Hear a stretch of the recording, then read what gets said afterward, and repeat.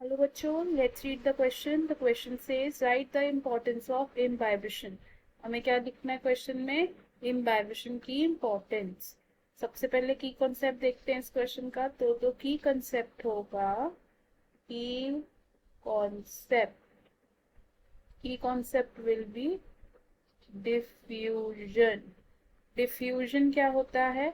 Diffusion होता है movement of molecules. Movement of किसकी मूवमेंट है? मॉलिक्यूल्स की मूवमेंट है. कहाँ हो रही है? अलोंग द कॉन्सेंट्रेशन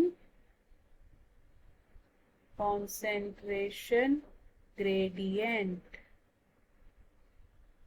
अब देखते हैं इम्बाइबिशन क्या होता है.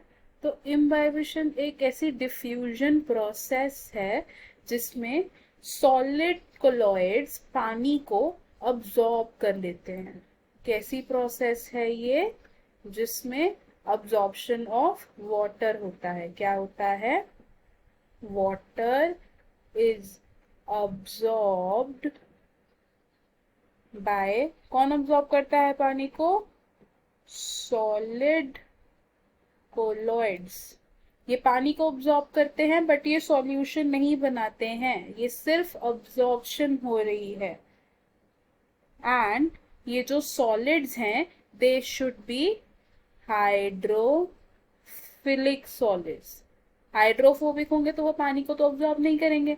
तो हाइड्रोफिलिक सॉलिड्स जब पानी को अब्जॉर्ब करते हैं तो उसको हम कहते हैं इम्बाइबिशन. अब ये जो इम्बाइबिशन होती है इसको कंप्लीट होने के लिए हमें दो कंडीशंस का ध्यान देना पड़ता है कि वो दो कंडीशंस तो प्रेजेंट होनी ही चाहिए. First is the presence of water potential gradient. किसकी प्रेजेंस होनी चाहिए? Water potential gradient.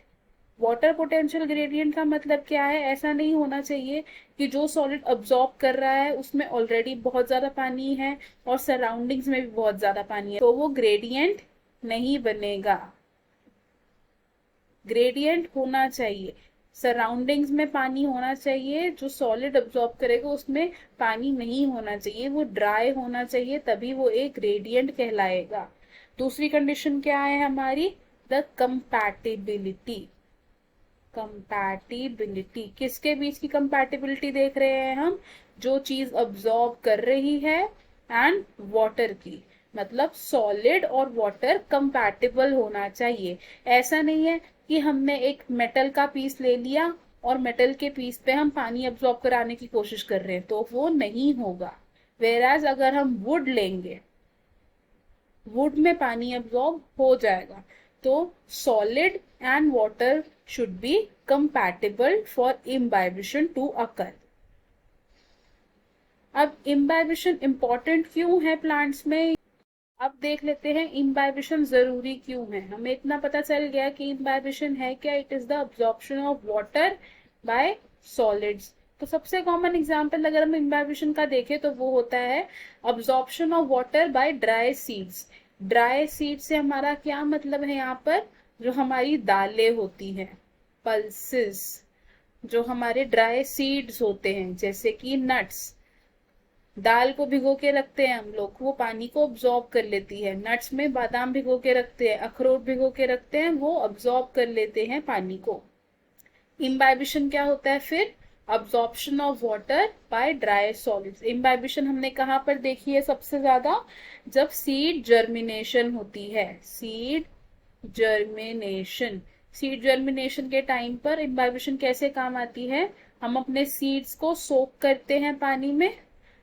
सीड्स होते हैं वो क्या करते हैं?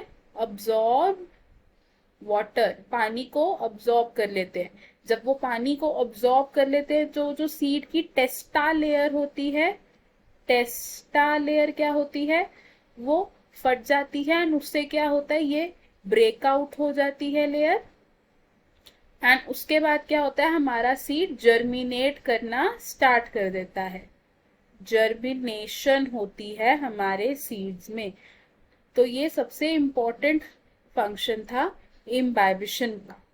दूसरी चीज क्या होती है जो हम देखते हैं कि जब रूट्स पानी अब्जॉर्ब करती हैं तो इनिशियल स्टेज पे उनकी हेल्प कौन करता है, ये इम्बाइबिशन की प्रोसेस करती है।